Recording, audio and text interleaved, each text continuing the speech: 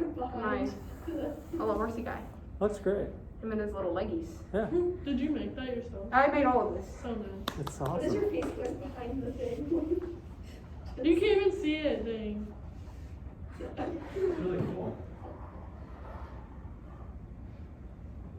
Whenever you're ready, start the First timer man. and. First man. All right.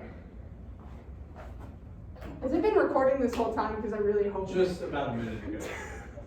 That's okay. I love everything about everything all the time.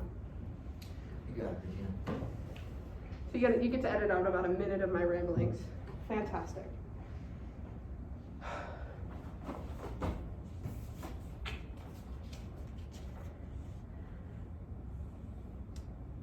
All right, so today I'm going to be presenting on shadow theater, Taiwanese and Chinese. So, the traditions and the context. There are about two origins, agreed upon origins, really, and popular origins of shadow theater. And the first one is in the Han Dynasty. So the Han Dynasty was from about 202 BC to 220 AD, about 400 years, and that's about 2,000 years ago. And the story goes that the Emperor Wu, had a concubine by the name of Lady Li, and she was his absolute favorite, but unfortunately she died. And she didn't let him see her before she died, so he didn't have a lasting image of her, and he fell into a very deep depression because he no longer had his favorite companion. And so an alchemist, seeing that the emperor had lost his will to reign over the dynasty, created a wooden puppet of her and set up a screen and a light and brought her back to life with this wooden puppet, and it revitalized his will to lead the country, and he forever respected puppetry after that. And the second agreed upon origin is in the Tang Dynasty, which was quite a bit after the Han Dynasty, but not too much, about 618 to 906 AD. And this was a lot more of a religious route because the Buddhist monks who traveled to these places had a huge language barrier. They didn't have a way to communicate with the general population, so what they would do is set up shadow plays that had no dialogue to use the Buddhist teachings and portray them in these shadow plays and still convey the understanding and the meanings of Buddhism without having to use language. And particularly they used these lantern shadows, and lantern shadows were meant to project the souls of the dead, and they would offer a way for the living to communicate with their dead.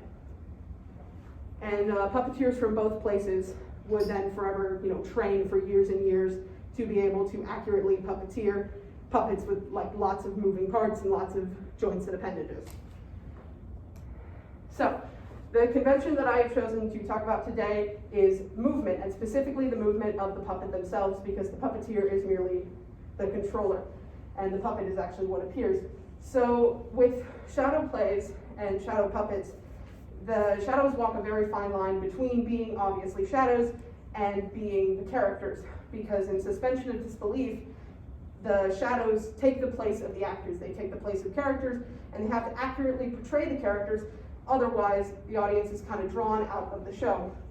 So they had to walk a very fine line, and the actions taken by each puppet were meant to simulate any actions that can be taken by a real person or an animal. So animals were used popularly in shadow plays because they couldn't be used on stage very easily. I'll talk about that a little later. So every puppet was subject to the actual laws of nature. They couldn't make wild random movements that creatures actually couldn't make.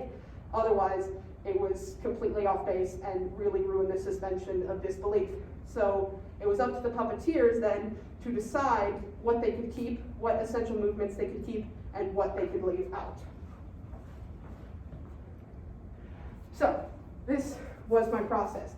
So I'm not a puppeteer. I hadn't really dabbled in puppetry before this. So I'm not very strong in my hands specifically. And a big thing about this is holding the puppets and moving the puppets and manipulating your fingers and your hands in a way that's not really natural for a lot of people. So I decided to do some stretches and something to build up dexterity. So a big thing is this tiger stretch. You start off with your clenched fists and you move on, keeping the tension in your fingers, and go into a tiger paw, keeping the tension, and then all the way into wide, keeping the tension all throughout, and then doing it again backwards, ending with your fist. And you do that a couple of times, and then stretch out your fingers like that a little bit afterwards, and it helps build up that kind of strength, that movement. Another one is just bending and stretching. You hold your palm out straight, up or down, and you bend your fingers backwards, not to the point where you hurt yourself, because that would be bad, and then you can't use your hands at all. And another one is where you place your hand down directly on a flat surface, and you lift each finger in a counterclockwise or clockwise motion, and do it a few times, do it every day, and eventually you'll build up some more. That's a dexterity kind of strength, warm up, whatever. And so how I chose to apply movements and different things was also walking the fine line between actual movement and puppetry. So you have to be aware of that translation and what you can keep. So animal movement and creature movement is fluid. There's lots of appendages, lots of detail. They have lots of joints, and they can move their parts in sync with each other.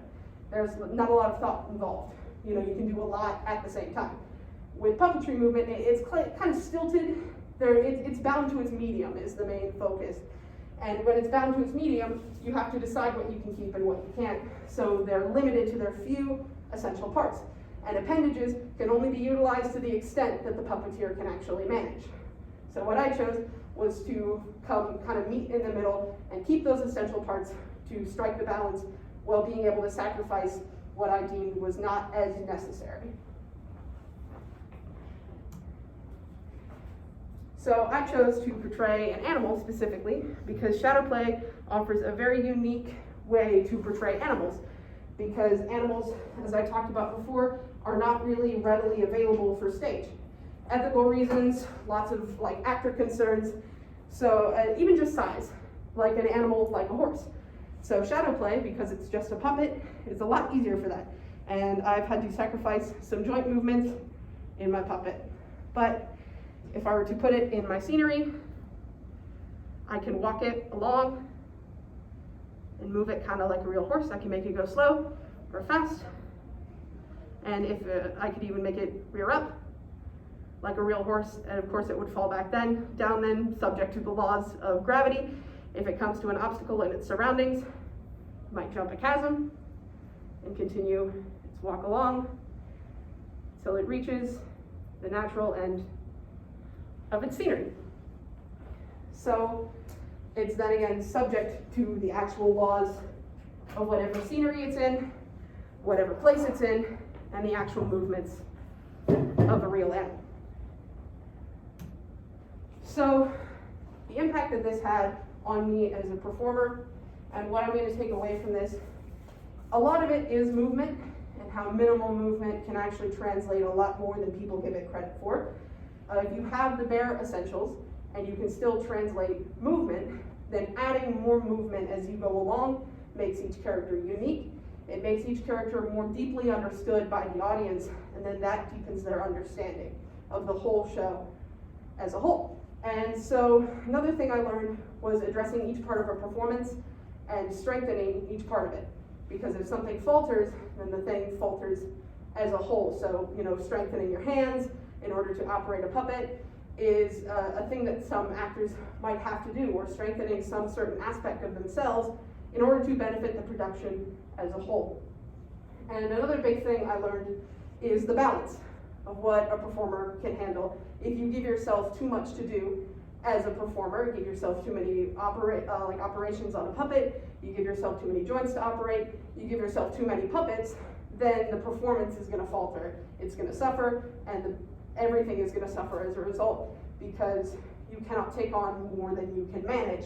So each actor kind of carries a burden of what they're able to handle, and they shouldn't take on more than what they're able to handle at any given moment, lest the whole performance falters as a result.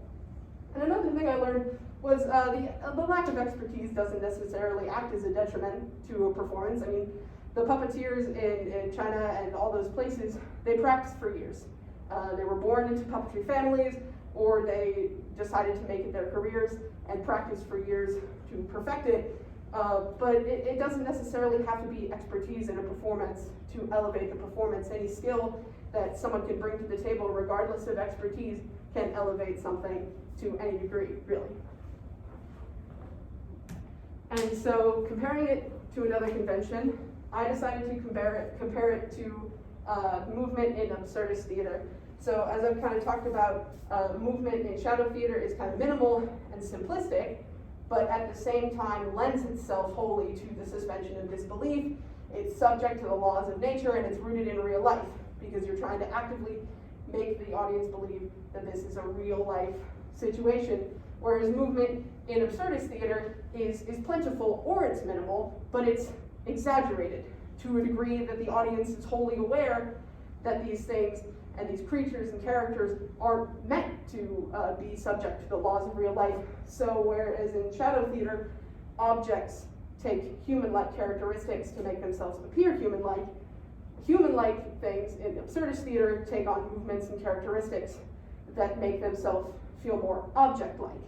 So they act in contrary, and shadow theater lends itself to the actual suspension of disbelief, whereas in absurdist theater, it can or it can act completely in the opposite.